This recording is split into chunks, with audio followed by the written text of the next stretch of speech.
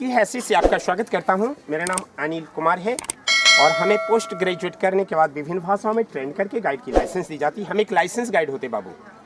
हम यहाँ 1995 से 28 साल पुराना गाइड हैं। नालंदा ऐसे दौड़ धूप कूद फान करके भी चले जाते तो घूमने की प्रक्रिया पूरी हो जाती, मगर गाइड के लिए सर एक अच्छी राशि खर्च करते हैं और गाइड लेते हैं। क्यों?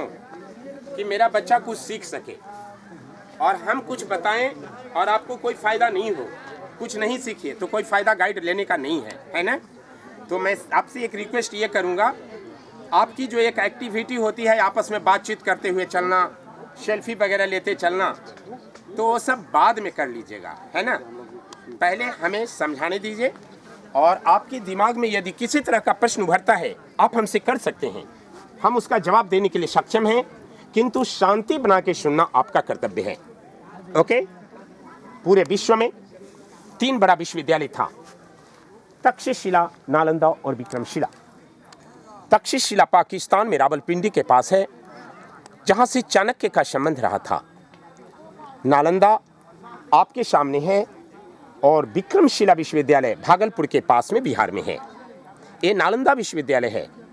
नालंदा विश्वविद्यालय की स्थापना 5वीं शताब्दी में मगध के राजा कुमारगुप्त ने किया था। तो इस विश्वविद्यालय को बनाने वाले राजा कुमारगुप्त थे। ये 5वीं शताब्दी की बिल्डिंग है, अर्थात 1600 साल पुराना, चूँकि अभी हम 21वीं शताब्दी में चल रहे हैं। 5वीं के बाद 7वीं में हर्षवर्धन, 9वीं में राजा देवपाल ने इसका पूरा विस्तार किया था। ये 10 किलोमीटर लंबा और 5 किलोमीटर चौड़ा था। एट ए टाइम यहाँ 10,000 छात्र, 1,500 प्रोफेसर अध्ययन और अध्यापन के कार्य में लगे हुए थे। 5वीं से लेकर के 12वीं शताब्दी तक नालंदा पूरे दुनिया को रोशनी देता रहा, ज्ञान देता रहा। लेकिन 12वीं शताब्दी के अंत में तुर्किस्तान आक्रमणकारी मुसलमान बख्तियार खिलजी का यहाँ पे अटैक हुआ और इस नालंदा को जला दिया गया। 3 बड़ी बड़ी पुस्तकालय यहाँ थी, जिसका नाम रत्न सागर, रत्न दधी और रत्न रंजिका था। इतनी किताबें थी उनमें, जब जलाई गई ये नालंदा 6 महीना तक लगातार जलता रहा था। फिर धीरे धीरे करके भूकंप। हमारी कल्पना नहीं है कि आपको खुश करने के लिए कुछ बोल दिया। नालंदा की एक एक बातों की जानकारी ह्वेनसांग चीनी यात्री की डायरी से मालूम पड़ता है, जो यहाँ का छात्र बाद में यहाँ का टीचर भी रहा था। ह्वेनसांग ने अपनी डायरी में लिखा था नालंदा के बारे में, नालंदा 2 शब्दों का मेल है, नालंग और दा। नालंग का अर्थ होता है कमल का फूल, जो ज्ञान का प्रतीक है। दा माने देने वाला, वह स्थान जो ज्ञान को देता है, वो नाम। ह्वेनसांग की डायरी के अनुसार नालंदा विश्वविद्यालय की जो शिक्षा थी, पूरा का पूरा फ्री शिक्षा था। यहाँ रहना, पढ़ना, खाना पीना सब राजा लोग देते थे। राजाओं को आप गांव वाले दान देते थे, प्लस 100 गांव का जो रेवेन्यू आता था वो भी राजा इनको दे देते थे। लेकिन यहाँ का एडमिशन बड़ा टफ था, बहुत कठिन थी यहाँ का एडमिशन प्रणाली। यहाँ पे 4 बड़े बड़े गेट हुआ करते थे, जिस गेट पर द्वारपाल टेस्ट परीक्षा लेते थे। यदि छात्र उनका सही जवाब देते थे तो एडमिशन होता था। Means admission test. जरा विचार कीजिए, जरा सोचिए, जहाँ का द्वारपाल इतना टैलेंट हो, जहाँ का गेट कीपर चपरासी परीक्षा लेता हो, भला उनके प्रोफेसर प्रिंसिपल कितने विद्वान रहे होंगे। लेकिन अभी तक नालंदा का ओरिजिनल गेट नहीं मिल सका है। वो रास्ता दीवार काट करके बनाया गया, जिससे आप आए हैं, घूम के उसी से वापिस बाहर जाएंगे। अभी 2 लाइन में इसका खुदाई हुआ है। एक लाइन है बौद्ध विहार, जहाँ लोग रहते, पढ़ते, खाते पीते थे, और ये दूसरा लाइन है चैत्य मंदिर, जहाँ जाकर के लोग पूजा किया करते थे। तो ये पूजा करने का जगह है। नालंदा विश्वविद्यालय में उस समय बौद्ध विद्यार्थी ज्यादा थे, इसलिए देखिए बाबू, ये बुद्धिस्ट लोग यहाँ ज्यादा आते हैं ना। ये देखिए थाईलैंड के लोग हैं, वो जो अभी जा रहे थे वो बर्मा के लोग थे, ये बर्मीज लोग थे।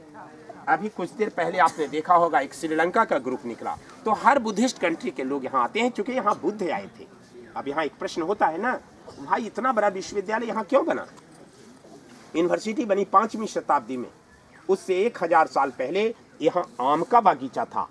यहाँ भगवान बुद्ध आए थे और बुद्ध ने 2 शिष्य बनाया था, मोगलाना एंड सारिपुत्रा। मोगलाना, जिसकी समाधि सांची स्तूपा मध्य प्रदेश भोपाल में है, ये सारिपुत्र का स्तूप है जी। किताबों में, अखबारों में जो तस्वीर आप देखते हैं, यही तस्वीर छपा होता है। ये नालंदा का मेन स्तूप सारीपुत्र स्तूप के नाम से जाना जाता है। ये अंदर से सॉलिड है, इसके ऊपर बुद्ध की बहुत बड़ी मूर्ति थी। जब बख्तियार खिलजी का अटैक हुआ, सबसे पहले उसी मूर्ति को तोड़ दिया। शास्त्र, तत्व ज्ञान, खगोल विज्ञान, सारे विषयों की पढ़ाई होती थी नालंदा में। नालंदा की कुल आयु 700 साल रही। 5वीं शताब्दी में बना, 12वीं शताब्दी में बिगड़ गया। तो 700 साल में यहाँ 17 बड़े बड़े हायर स्कॉलर हुए, जो हेड टाइम टू टाइम यहाँ के हुए थे, जिनका नाम है नरोपा, तिलोपा, विरूपा, मरपा, गुरुपद्म संभवा, शांति देवा, शांति रक्षिता, आर्य देवा, वसुबंधु, अशंगा, धर्मकीर्ति, सुविष्णु, नागार्जुना, चंद्रकीर्ति, शीलभद्र, अतीश दीपंकर, बेरोचना, ये सब बड़े बड़े स्कॉलर थे। तो इस लाइन को मंदिर का लाइन, चैत्य का लाइन कहा जाता है। आइए अब हम लोग इनके हॉस्टल को देखते हैं, जहां रहने पर